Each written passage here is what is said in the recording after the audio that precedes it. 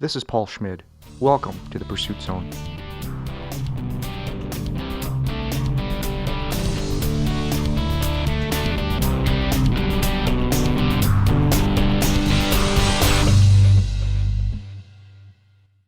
Cycling from Belgium to Nepal to attempt a climb of Mount Everest, Jelle Veyt first stopped to climb Mount Elbrus, the highest mountain in Europe.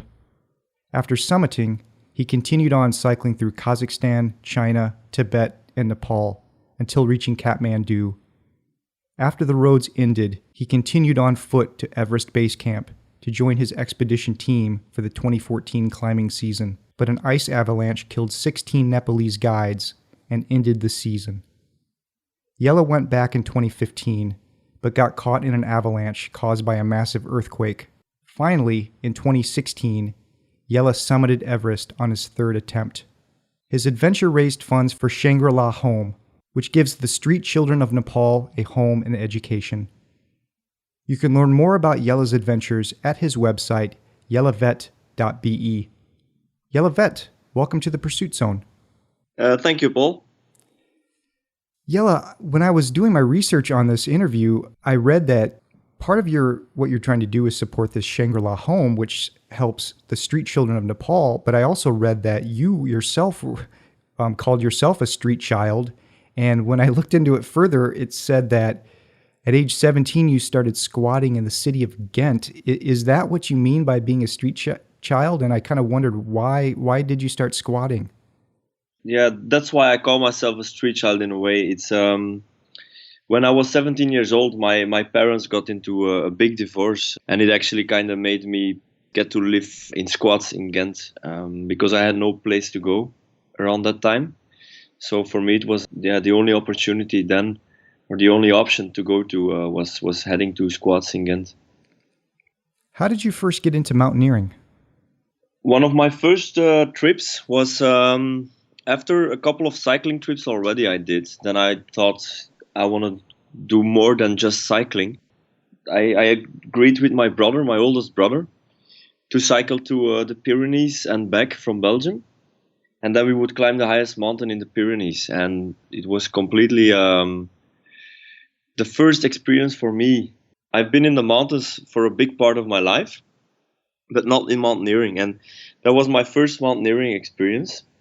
And then after that, I thought, I want to do more of this. And I started taking courses to become an independent mountaineer. Where did you take courses? I took courses in France, mostly in the French Alps.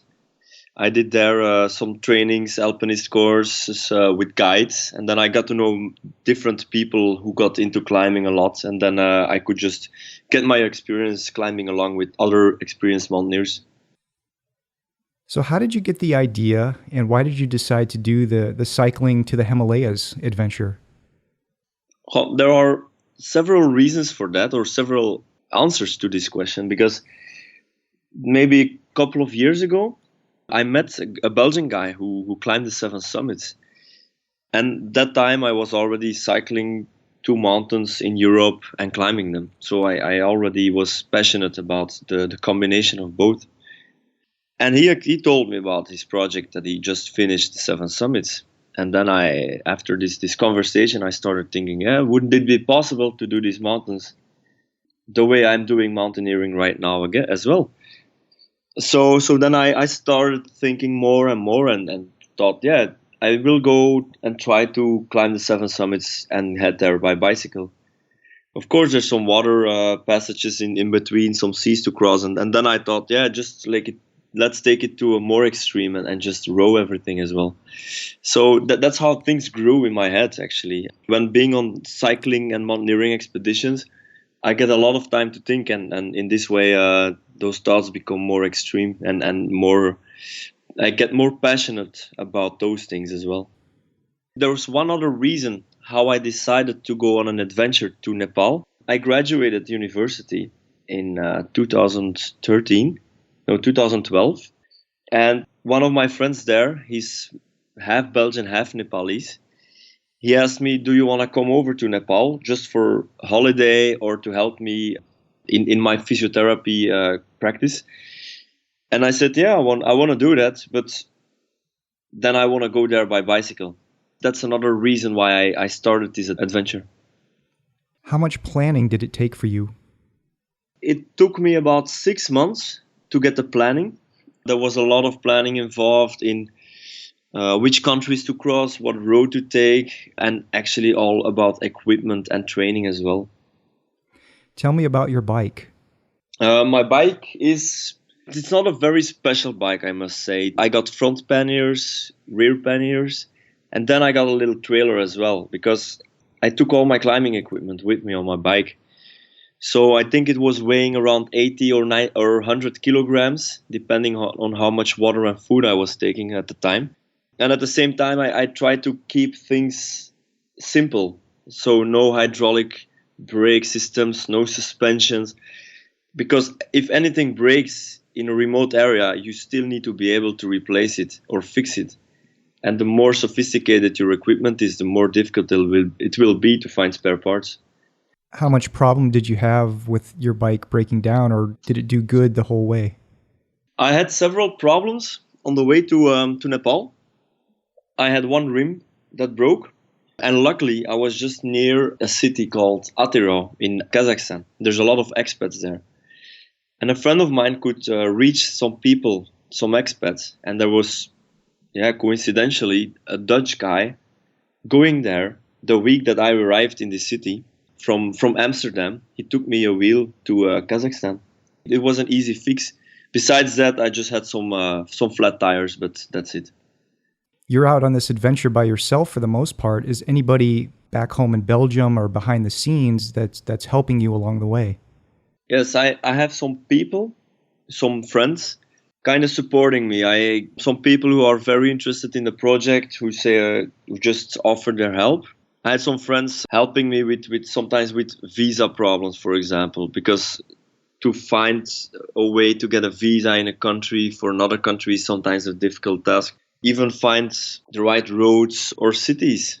There was one time I was in a desert and I had almost no food, but I had phone reception, and I just texted a friend, "Can you take a look where the next city is, because I'm out of food and drinks." And they could find me on Google Maps where the next place was where I could find food. Wow, that's convenient modern technology helping you. Yeah, definitely. The problem in that situation was actually that my map. So I just had a road map and a compass with me. But the problem there was that my road map showed several villages, but all those villages were abandoned and just replaced by antennas. So I had phone reception, but no food to find. And that's how I could easily use this technology. On your way to Mount Elbrus, you were cycling through Ukraine and Russia. During the time that you were there, was the war going on at that point? In the region of Ukraine and Russia was actually just before the war. After I left, I think a couple of months later, I think the war started there. You could already feel tension in the region. People told me in the capital, in Kiev, they told me that once you cross the water, you are in Russia. Crossing the water there was already feeling like a Russian territory or something, but it's still Ukraine. So you felt some things there, but actually in the whole region, sometimes I felt unsafe, but I never experienced problems. You mentioned this type of a road that you called in English a fake flat road. What do you mean by that? The fake flat is it's just a literally translation from Dutch or from French, and we actually say that it's like a road that looks flat, not inclined.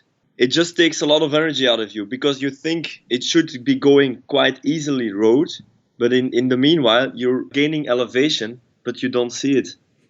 When you reached Mount Elbrus, what was the most challenging part of climbing that? For me, the most challenging part was, I think, getting there and not climbing it and getting the information and visa and all these things. Because after cycling all the way from Belgium to Elbrus, I had already been going through the hardest part. How long did it take to summit and then descend back down? From the base of the mountain completely, the place where I left my bike, which is Terskol, that's one of the last villages where there's a road. I left my bike there, and I think 5 days later I was back in this village. I didn't had a lot of time to go around there because my Russian visa was about to expire. So the problem with Russia for me was I needed to cycle every day 160, 170 kilometers every day and climb Elbrus within 5 days. Otherwise, I wouldn't make it in time out of Russia. You continue on into Kazakhstan, heading west to east, and I know that wind was a big factor for you. Besides the wind, how are the road conditions there? Well, in Kazakhstan, it's quite funny because in some places you get extremely good road conditions, but then in others, and it can just be the same. It's just the same road because there's mostly 3-4 roads, and it's one and the same road you're following, but then suddenly there's no road at all, and then you just have the steppe roads. So it's not paved. It's all dusty. When it rains, you can't cycle because everything sticks to your tires. So you just need to wait until everything dries up and you can continue. So the road conditions were very versatile, let's say. I've been to roads with potholes as big as cars. So you just don't take this road, but you just go next to the road onto the steppe. Other places, they just had a new road, and then it's really nice cycling. How were the drivers? Yeah, that's one thing I always tell, that in the Soviet Union, they left things behind, and the two most awful things they left behind there was alcohol and guns. And it's a dangerous combination, especially with cars as well. So the drivers are pretty crazy there. A lot of people don't care about drink and driving. They just do it. And yeah, I've seen dead people. One time I've seen a dead guy just got killed in his car. So people just drive like crazy. They get into an accident a lot of times. How are the sunsets? The steppe in Kazakhstan was extremely boring for me. Every day was the same. There's nothing else. Just always the same flat area. Just the morning and the evenings, they were so amazing to see because it's just a deserted area, but there's nothing on the horizon to see. But then when you see the sun going down on the horizon, that's one of the most beautiful sceneries you see over there. I know from reading through your blog that, you were wishing that you were able to meet more cyclists along the way, and a lot of them were going south over the Pamir Highway, and you took the north route. You were able to meet up with about 10 of them in Bishkek. What was that experience like? Actually, before heading into Bishkek, I met already a motorcycle driver. So he was traveling around into the area. We camped together and we exchanged phone numbers. And I think the day later, we separated, we split roads. And I think just a couple of hours later, there was this guy sending me a text message. He came into the same motorcycle driver. They exchanged numbers because I already told the motorcycle driver that I was desperate to meet new people because I was already alone for 3 months. So I really wanted to meet people, to hang around with, and not just have the superficial conversations like, what are you doing, where are you going, but a little bit more, better conversations. The next day, this guy texts me like, oh, I'm heading to Bishkek. Maybe we can meet up and things like that. So I was really surprised and happy. At the same time, the same day, I heard from others on the road that there were 2 cyclists ahead of me. And one thing I did there is that I wrote a note in English and I tried to give it to some Kazakh family in their car. I tried to explain them, but yeah, they didn't speak English. Tried to explain them, if you see other cyclists, give them this note. And this note was just saying like, oh yeah, I am heading to Bishkek, you guys are too. Let's meet up, because I was getting desperate to see any other cyclists or just people who I could communicate with. How do you keep up your motivation day to day? Do you have any tricks or any mind games that you play with yourself? In some circumstances, to keep the motivation up, sometimes it's not possible, but in some of those situations I got myself not motivated, then yeah, there was no other way to keep going because there's and nothing you can do. I've been questioning myself as well. That one time I thought, yeah, why am I doing this? Why is this something for me? And I think a couple of hours later, a car just shows up in the middle of nowhere. It stops and they hand me a bag full of biscuits. And just because of this small gesture that those people gave me somewhere in the desert, I immediately knew that, yeah, that's why I'm doing this. There are some other methods I use, and for example, I've been through a lot already in my life, and when some things are against me, mostly I try to remember what are the hardest things I already did in my life, or what is the most difficult or worse, what's the worst thing I ever experienced in my life, and then I think, oh yeah, it's not that hard now, and this is something that keeps me motivated as well, I think. After Bishkek, you continued on to Kathmandu. I know from reading through your blog that it was a kind of a decision that you had to make on how you were going to get to Nepal, which route you were going to take. How did you ultimately make that decision? I remember going over the internet for a long time, just trying to find routes to Kathmandu. Not too expensive, because in Tibet you need to have a guide that is there with you. On the other hand, I wanted to keep it safe. First, I was doubting about going to the Karakoram highway, which is a beautiful road, I think. My oldest brother, he told me that for Tibet I had to pay some money then for a guide. But he told me that you want to do everything human powered. And first of all, in Karakoram highway, there's some crossings that they put you on a bus. So that was already one option that I couldn't take, I think. But then the other one was as well that my brother told that if you now take Karakoram highway, things, the way the situation is right now, I think it was just not that long after some alpinists got killed in Pakistan. And he told me that if you go to Pakistan, you might experience some things you will never forget, but in a very negative way. But if you would pay the guide in Tibet, next year you will have forgotten about the money you paid for this guide. That actually made sense, and that actually made for me the decision. I think for him, he told me that because he was worried about it as well, that I would go to Pakistan and maybe more people would get worried. And now I took a safer option, but more expensive, and I was Tibet. I pulled a couple of quotes from your blog. One of them was, it says, "Tibet is a beautiful place, but cycling there with a 100-kilogram bike feels like madness." Can you comment on that? Yeah, for me, Tibet was one of the most difficult things I have done in my life, and still is after climbing Everest. Because it's just, especially with this bicycle, if people see now pictures as well of Tibet, they always think, oh, this is beautiful. But then I'm telling them, if you cycle there, the high winds, the low temperature, and the high altitude is just, it's making it feel like hell.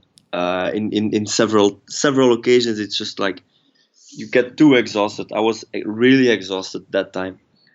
There's another quote here I want to read. "Just cycling there in the dark, cold night, seeing only the stars, mountain contours, and the white road line in front of you. The only thing you're capable of is to follow this endless line." I love that quote. That's a great one. Yeah, thanks. One of the things that I wrote down in my notes here was to ask you about the Friendship Highway. What can you tell me about that? The Friendship Highway, I think, is officially the highway connecting Tibet and Nepal, and it's the road going from Lhasa to Nepal or Kathmandu. It's a quite nice road. I think the hardest part of Tibet is more north. Once from Lhasa, you're at 3,600 meters, which is quite okay. But then you will go higher again. But you see the Himalayas for a big part of the time. So it's a quite nice road. But at the same time, to do it in winter, there's a lot of wind coming from the west. That's what makes it hard as well. But I must say, you just follow the whole plateau, you follow the Himalayas, and then actually after a while you just cross the Himalayas in the middle, which is actually quite extraordinary experience. So when you're going through Tibet and through cycling through some of these high mountain passes, are you able to find shelter in like a police station, or do you have to camp in your tent every night? In Tibet, I had no option to camp in a tent. The police didn't allow me to camp, and there's a lot of control in Tibet. So that was a kind of the problem. The only way I could sleep was in some road lodges, which are, yeah, I think I prefer sleeping in my tent than in some of these lodges, because they're just, especially in winter, but a lot of those places are not manned. But the hygiene in a lot of those places is really terrible. I prefer sleeping in my tent then, for example. You met a lot of people along the way. I'm specifically talking about the local people. How were they? How did you find them to treat you? Most people were extremely friendly. I've been to areas that's, for example, the Ministry of Foreign Affairs in Belgium and in a lot of different countries, they advise you not to go to regions like that. Or even I read recently that Chechnya is one of the most dangerous places in Russia. I crossed it by bicycle and never had any problem over there. They were always extremely friendly. But there was one country, and that's China, where the people were nice in a way, but they were not open. So I never had contact with locals in China, or not a decent contact. I had always had very distant contact with them. In comparison to other countries, even neighboring countries of China, which have historically kind of the same kind of people. In the south, in the northwest of China, there's Muslims, and in Kazakhstan too. And in Kazakhstan, people were extremely friendly, but in China it wasn't. And I'm still trying to figure out why it is. And until now, the only answer to that, I think it's the government. But yeah, it's difficult to say. Did you have any problems with law enforcement or dealing with corruption? I had several occasions where I felt, yeah, there is corruption. And I know for sure, if you would go through these countries by car, you get more problems with corruption. But by bicycle, a lot of people, they see you, they think you're crazy, but they have a lot of respect, and they don't think you have a lot of money to give them. Because if you're with a nice fancy car, yeah, the cops think you have a lot of money. But I had one time in Ukraine and Russia, so the border over there was this police officer who pulled me over, and he was standing there just with a smile on his face, and just trying to intimidate me actually. And two other colleagues of him were standing behind him. He's saying, "Yeah, you got drugs with you." I say, "No, I don't have anything with me that is illegal. All my documents are okay." So, and he's saying, "No, open your luggage." And I think, yeah, okay, I'll open one of my bags. He's not looking into the bags, but he's just going around me. And then he asks, "Do you have dollar or euros?" And I say, "No, I have no money, no foreign currency, only Ukrainian money." "You want this?" I ask him. And he says, no, I don't want that." So he keeps on continuing, trying to intimidate me. I have something in my mind like, keep calm, just pretend you're stupid, you don't understand things. And just tell your story, what you're doing here. And he keeps on trying to get me intimidated and to give him something. And actually I say like, yeah, I have nothing. And then suddenly, after I tell my story, what I am doing there and cycling to Nepal, and he asked me, "Do you have rubles?" And that's Russian currency. And I say, "No, I don't have it. I don't have money. I will get it in the bank when I cross the border." And then he just takes out of a whole pack of cash money, and he gives me 500 rubles, which is worth of 2 days of food in Russia. So he hands me over, and then I got afraid, because then I first thought, yeah, now he's gonna try and get me into situation. But one of his colleagues nods to me like, yeah, it's okay. And I take the money, and then he says, "You can go now." And I cycle down.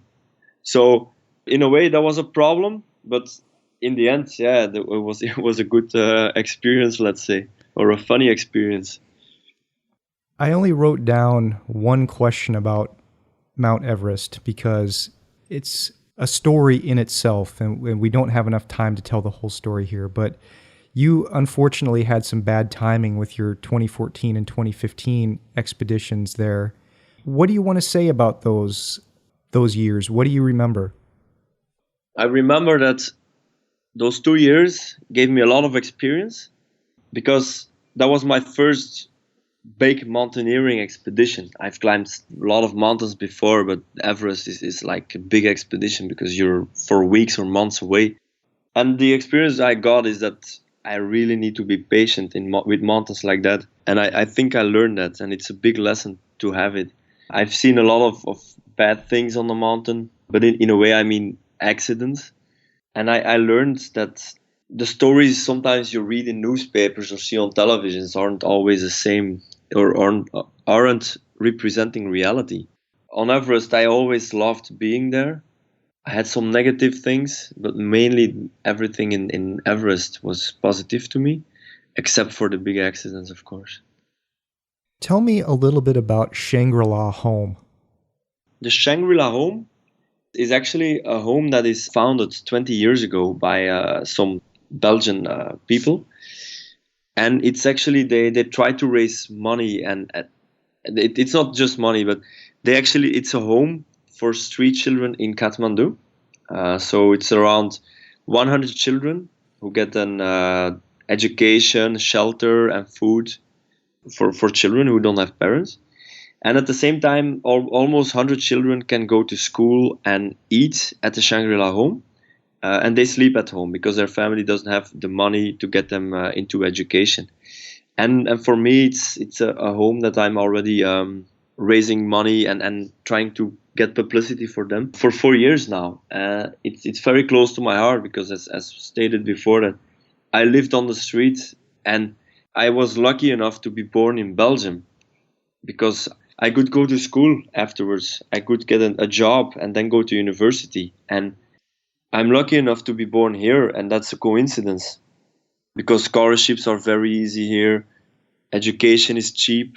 And that's something I want to give to the children in Nepal as well. The opportunities in life to do something more than just being in the situation they're in now. If people want to help and support this cause, how can they find, do you have a GoFundMe or something online that they can find? Actually, mostly I tell people that they can or go to my webpage or go to the webpage immediately of the Shangri-La Home, and it's www.shangrilahome.org. And there is a donate button as well, so people can easily donate by PayPal or other needs. When you look back over this whole adventure, what are the most memorable moments for you? There are several memorable moments. One of the best moments in my life are actually these moments. And for example, there's when I cycled in Tibet, I was already a month, I think, in Tibet. I was exhausted, completely empty, and was really looking forward to get back into Nepal. And then I had to pass a mountain pass from 5,200 meters. And from there, I knew it was going to be a downhill all the way into Nepal, 800 meters. And just crossing this pass and feeling in the downhill, feeling that everything got warmer again, and I knew that now the suffering in Tibet was over. I felt so good.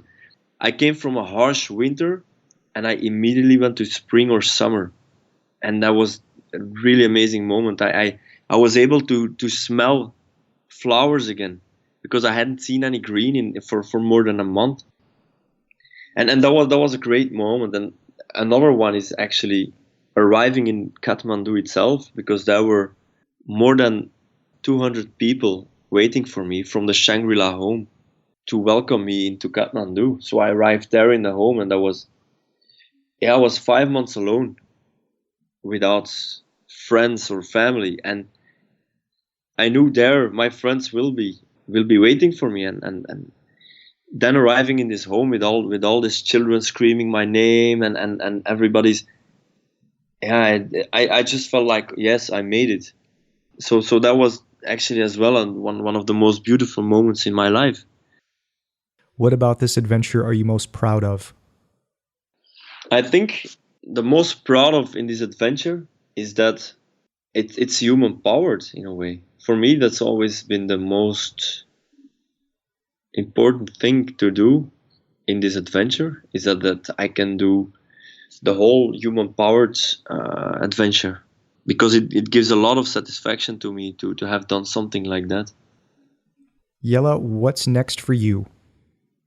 For me now, I'm actually already fully preparing for the next adventure.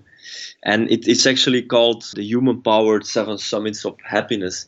For me, it's the biggest human powered adventure that I could do. And then it's actually climbing the 7 summits, but heading to those summits as well on my own forces. So I'll be cycling, rowing, skiing, walking, anything, but I'll be doing them on my own forces. So now I already cycled to Mount Elbrus, the highest peak of Europe, climbed it, and then I continued cycling to Everest and then climbed it now. So the next thing now is going from Kathmandu, cycling to Malaysia, and then row to Indonesia and climb Carsten's Pyramid. On this adventure, on this next step, I'll be heading out the 3rd of October. And I hope to do this to finish this in a couple of months. And in this way, I will continue this whole adventure in several years. How are you able to find the time to get off of work? I'm a physiotherapist. So after my time in the street, I was able to go to university and become a physiotherapist. And here in Belgium, most physiotherapists are self-employed. And I actually work in a group practice.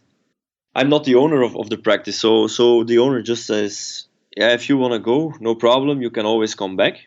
And at the same time, I think I have a completely different life than most people. I don't have a house that I rent. I don't have a car. Most of the things I own, there are several things at my mom's place as well. But besides that, most of the things I own just fit into on my bicycle. So I made a decision in my life before heading for this 7 Summit project that I won't have a house to rent or to buy for many years, but that's not a goal in my life. For me, this is the goal. So when I'm gone on this adventure, I don't have any expenses. Because the only expense, at least in Belgium, the only expenses I have is when I'm there.